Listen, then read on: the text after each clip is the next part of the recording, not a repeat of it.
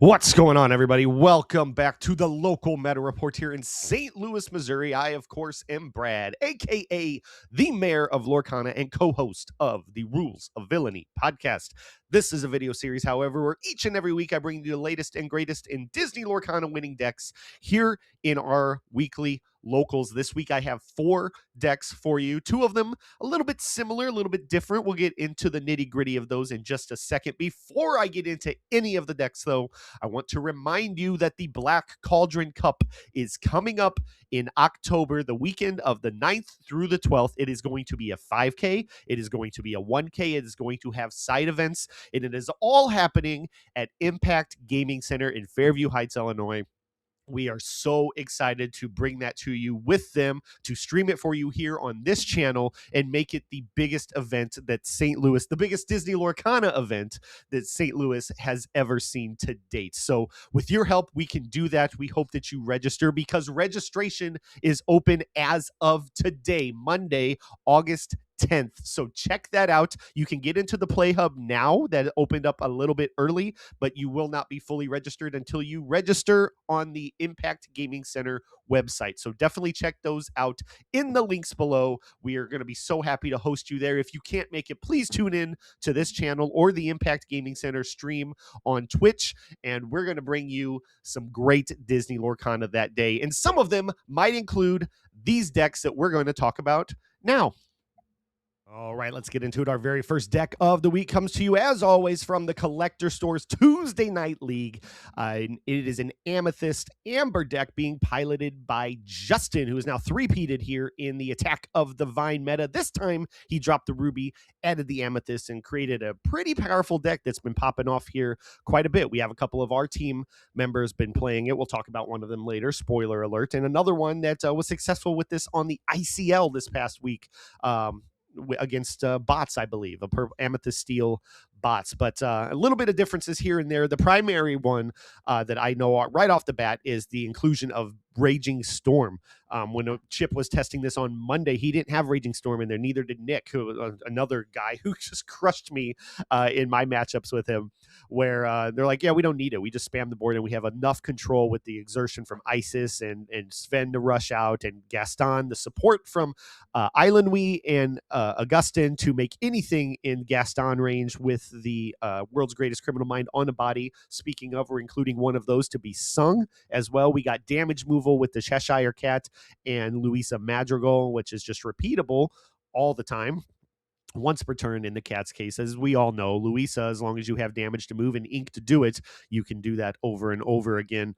And then another spicy card is the Vanessa. We love her from the Whispers in the Well set. She's a 5-cost inkable 4/5 that quests for 2, and just for 1 single ink at any time in the game, she gets 1 more lore and becomes evasive. So she is a strong 4/5 evasive that quests for 3. Forget about it, man. He's running 3 of them, and I don't blame him.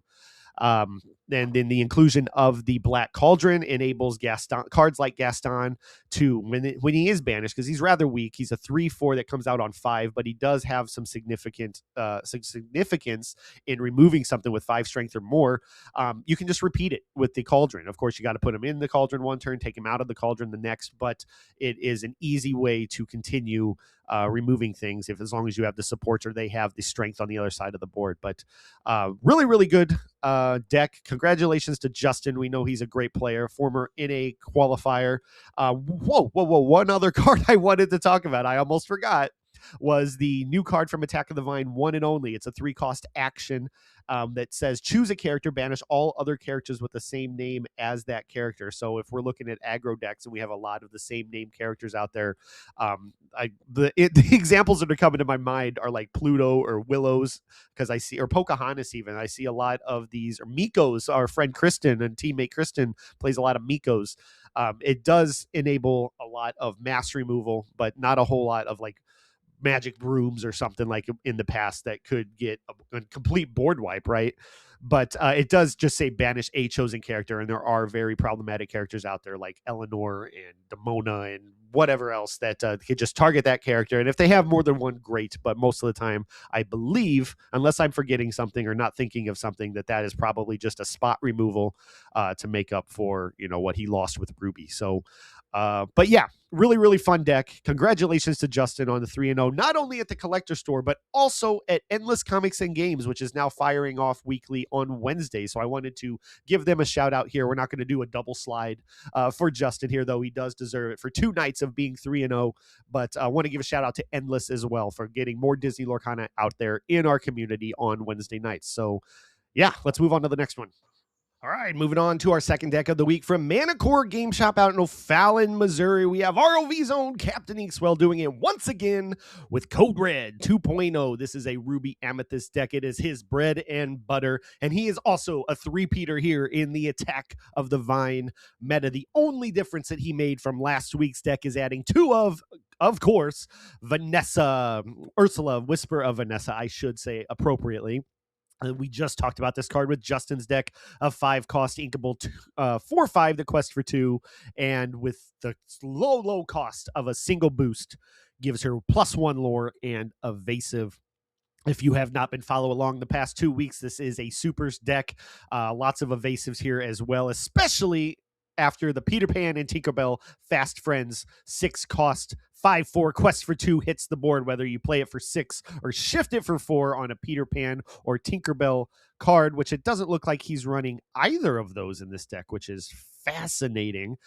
He is looking just to get him the Peter Pan and Tinkerbell out on 6, make everything evasive. And not only are they harder to deal with as far as challenging goes, they enable Dumbo to allow as much draw as you could possibly need, provided you have the ink. Of course, you're not doing it on 6. You don't have any ink left anymore if you drop the Peter Pan and Tinkerbell. But if Dumbo is established and that comes out on 6 and you have a wide board, congratulations on your full hand on turn 7 if you have nothing better to do there. So one other spicy card he has been running this entire set is a one of all the way back from set 1, but of course reprinted in Fabled, is the White Rabbit's Pocket Watch. It's a 3 cost inkable item that has the ability I'm late for the cost of exertion and 1 ink.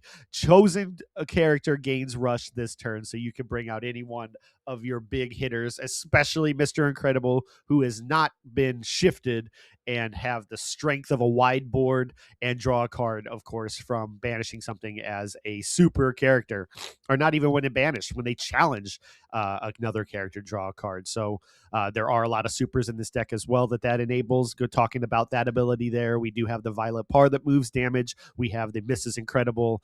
What is her title? I should remember it by now. Super Stretchy, of course. One of my favorite cards in the last set because it's so thematic to the character herself being Elastigirl, and gives you the ability at the start of your turn to either make her evasive or give her +1 lore. So a little bit of flexibility there, if you will. But yeah, super strong deck.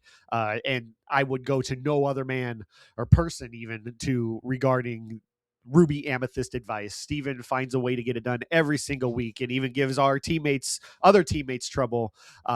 Chip was one of the guys that he was worried about, during the weeklies that was a close call, but got through it there with this deck. So congratulations to Steven once again. Let's see you on here again for the 4P.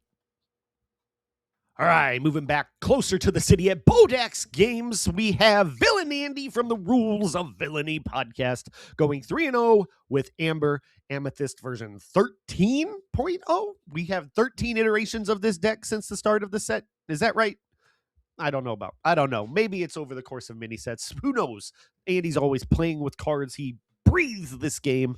And as I said earlier, this is a little bit different than Justin's deck from before. The first noticeable difference, as I said previously, Raging Storm is not present. Getting up to 8 ink is possible, but most of the time you're flooding the board and doing a lot of other control in the meantime. You got plenty of draw with the Dumbo, with the Mona, with Hades if you're lucky enough to have them give you cards there.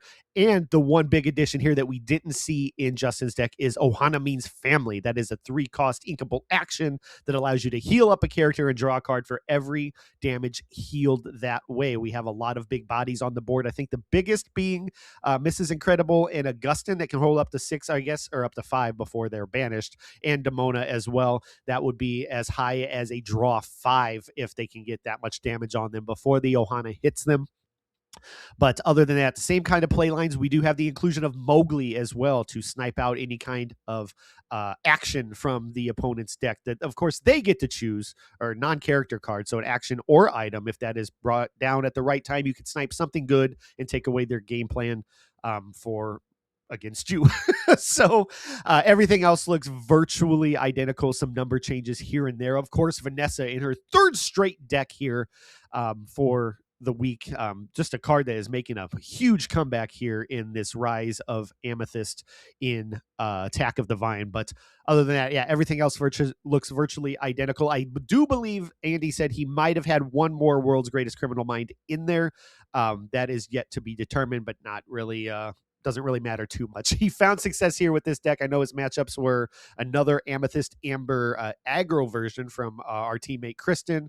I think he played against bots against Veronica, and I don't know what his third match was. It's probably in the Discord, but I'm not looking it up because it's Andy and I don't care. No, I'm joking. I'm joking. Congratulations to him finding his way back to the top spot there at his home store. Let's move on to the final deck of the week.